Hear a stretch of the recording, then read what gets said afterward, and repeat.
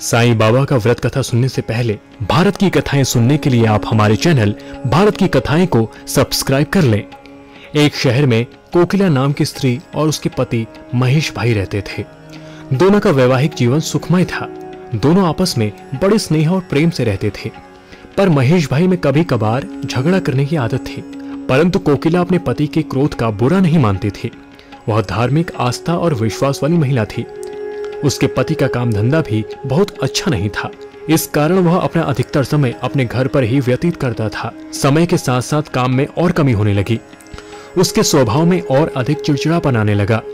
एक दिन दोपहर के समय कोकिला के दरवाजे पर एक वृद्ध महाराज आए।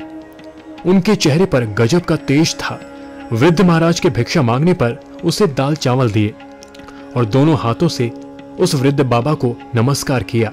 बाबा के आशीर्वाद देने पर कोकिला के मन का दुख उसकी आंखों से छलकने लगा। इस पर बाबा ने कोकिला को श्री साईं व्रत के बारे में बताया और कहा कि इस व्रत को 9 गुरुवार तक एक समय भोजन करके करना है। पूर्ण विधि विधान से पूजा करने और साईं बाबा पर अटूट श्रद्धा रखना, तुम्हारी मनोकामना जरूर पूरी होगी। महाराज के बताए अनुसार कोकिला ने गुरुवार के दिन साईं बाबा का व्रत किया और 9वें गुरुवार को गरीबों को भोजन भी दिया। साथ ही साईं बाबा पुस्तक भेंट की।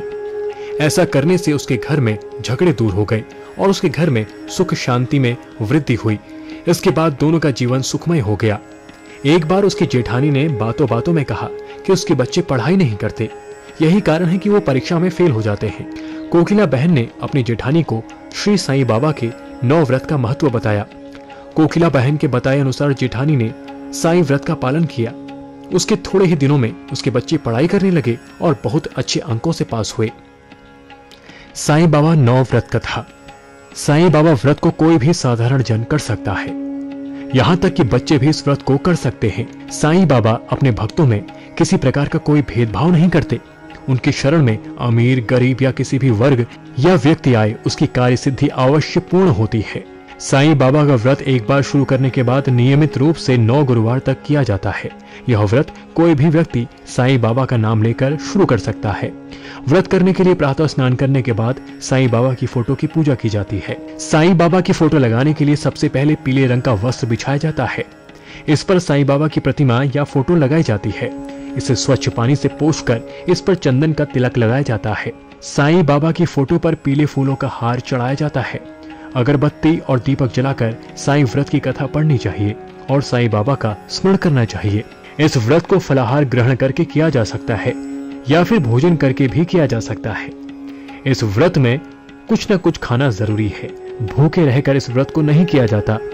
इस प्रकार व्रत करने के बाद 9 गुरुवार तक साईं बाबा के मंदिर जाकर दर्शन करने चाहिए।